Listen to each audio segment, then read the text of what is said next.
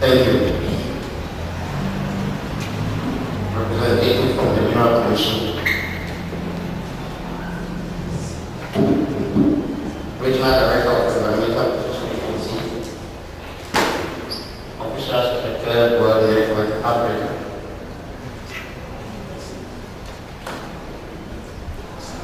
My colleague members of the media, ladies and gentlemen, I deem it privilege to stand here before you this evening to address this all important question. Mr. Chairman, I will take this opportunity to recognize our dear friends, Chinese who are present here with us. Mr. Jinder,欢迎我们今天在这里这个协会是第3、4节，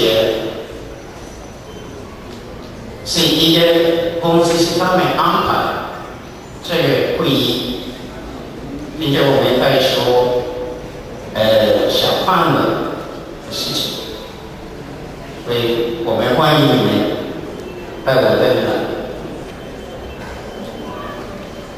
Mr. Jinde, okay. If you may recall, he's a friend of mine, and he's part of the team who delivered solar traffic light for Kumasi Metropolitan Assembly last year. There was some solar traffic light on the streets in Kumasi. We delivered it to them last year. He was part of it. I must first of all commend the organizers of this important function, Third World Net Africa, for creating a platform for various stakeholders in the mining industry, particularly those in the small-scale sector, to interact and share ideas on the way forward to improving the industry.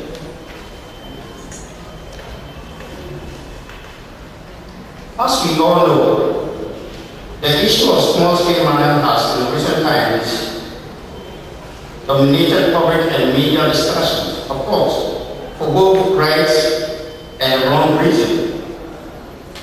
Mr. Chairman, it is for this reason that I want once again express profound gratitude to everyone who contributed in one way or the other in ensuring the success of this program.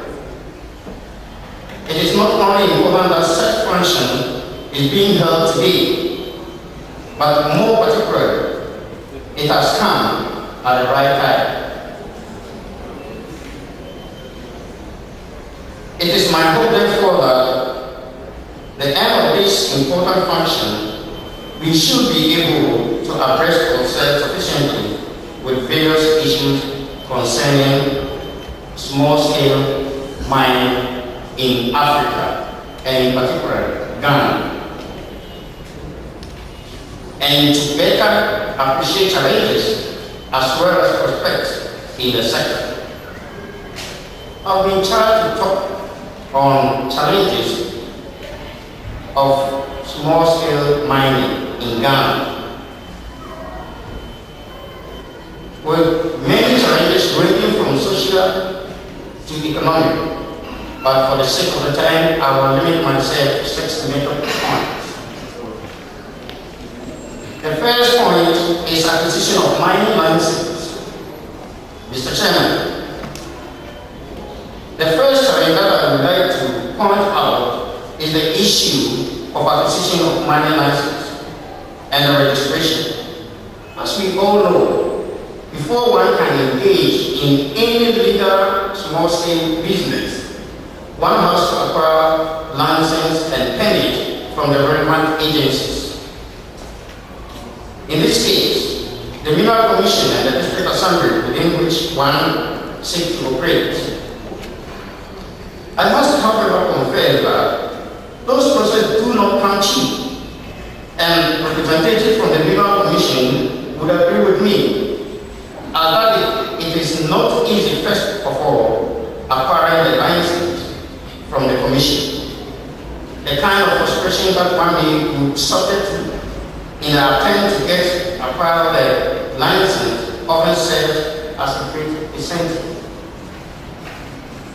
After acquiring the license from the Mineral Commission, you are again confronted with another Herculean task of securing permits from the Environmental Protection Agency. And this will not take you days or years or, months, sometimes years, which the EPA will also agree with me in the idea. And another point is the traditional authorities and our dear brothers, the security agencies. I don't only mean the police, all the security agencies involved. Mr. Chairman, another challenge is the extraordinary demand from the traditional authorities, the chiefs, and the local leaders, and persistent solicitation from other security personnel. This situation is seriously negating against the operation of small-scale miners in the country. After paying the necessary royalties and compensations to the affected people, you are confronted with daily financial demand from the traditional authorities, the NANAM, and other agencies. A miner is arbitrarily targeted for prosecution if he or she fails to honor this constant financial demand from the chiefs and the leaders of the community. I must emphasize that when we pay royalties to the chief and the elders of the community where we operate, we expect them to use it for developmental projects that will benefit the people. But many a times, these monies are not used for the intended purpose, resulting in constant clashes and misunderstandings. This is, however, different from corporate social responsibility projects undertaken in operating communities. The perception out there is that once you are into small-scale mining, definitely you are making profit. But one thing people forget is that a lot of investment is made in terms of buying equipment and paying staff. Notwithstanding the fact that sometimes you will take many acres without discovering a single deposit of gold. And to mine one concession, I'm talking of 25 acres square, that is for a small scale. To mine 125 acre square concession, you may need not less than 100 to 200,000 Ghana cedis before you can finish.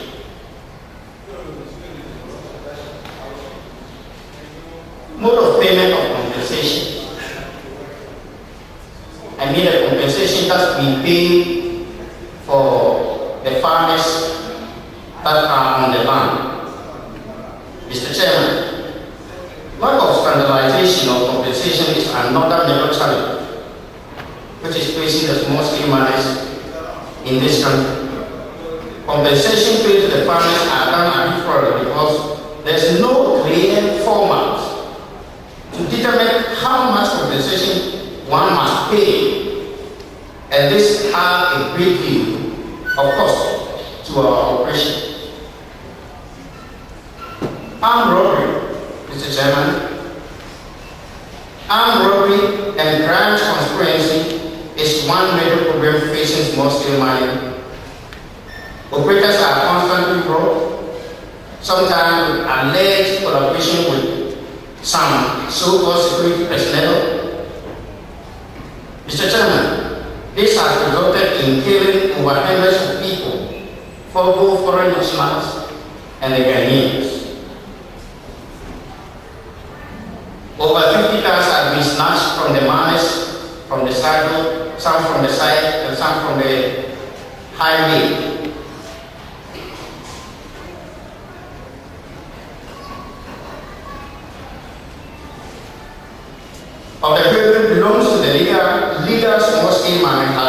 money snatched from them by security agencies without any proper investigation. That one also is another problem. And finance, Mr. Chairman, ladies and gentlemen, another major problem is lack of financial commitment from our banking institutions. Banks in Ghana are not ready to offer loans to people engaging in small-scale mining, either legal or illegal. Banks are not ready to offer financial assistance. Understandably, because of the high risk involved in the operation. Last but not the least, involvement of foreign nationals and fractionals of the foreign nationals. Based on all that I have said, we found it necessary to bring in foreign partners. Why? Because they are usually ready to fund cost of labor and equipment. I must state here, however, that though there have been much fewer inquiry about the involvement of especially the Chinese nationals in a small-scale mining. Their involvement, to a larger extent, has assisted in the areas of technology and modern system of operation, job operating, and has also grown the economic activities in the mining communities. This is, however, not to say that the situation does not have its own challenges, and I think it is only through this passionate discussion on the matter that will help ensure that lasting solution is found it. Rational foreign nationals will not be the solution of the degradation of our land and water bodies. That is not the solution. But rather, all the Mineral Commission, the government have to all the Mineral Commission, the Environmental Protection Agency, NANAM, and all other stakeholders to manage them well, so that as a nation we can get the best benefit from these foreign nationals. If we manage them well, we can get the best out of them. Having embraced the various challenges, Mr. Chairman, let me state that these problems are not unsurmountable. Through concerted effort from the government, the community leaders, and other stakeholders, I believe we can find a lasting solution to it.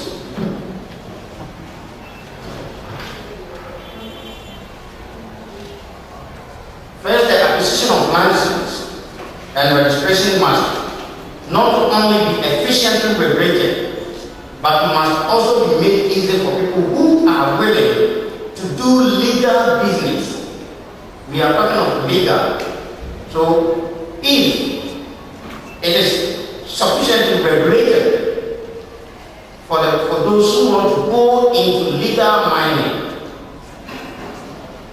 Furthermore, the excessive demand of money from the traditional authorities and other security agencies must be curtailed, the fund channeled into community developmental projects. Government must also come up with standardization of payment of compensation in order to curb unfortunate situations whereby farmers put their own amount. Financial institutions must also be ready to provide financial incentives to operators who are ready to engage in legal small-scale mining. And by so doing, I hope it will reduce the over-dependence on our foreign partners. In concluding my piece, I would like to remind the participants that small-scale mining in Ghana has come a long way has provided a number of benefits to many Ghanaians in the areas of job, employment, physical infrastructure, and other social benefits. A lot of communities have witnessed several improvements in terms of infrastructure, like construction of schools, provision of potable water, and healthcare centers, not to talk of other subsidiary benefits in the areas of hospitality and tourism. Crystal Mining Council, of which I am the director and assistant PRO for the Small Scale Miners Association, the BNI branch, which covers part of Ashanti region, part of Western region, and the Brown region. For instance, I'll employ hundreds of you who otherwise would have found themselves probably in all forms of social violence. Mr. Chairman, distinguished dignitaries, members of the media, ladies and gentlemen, Nushimen, Chancellor, I will end here by once again appealing to all of us to dispassionately discuss issues and recommendations that will help address the numerous challenges affecting small-scale mining in Ghana. Thank you all.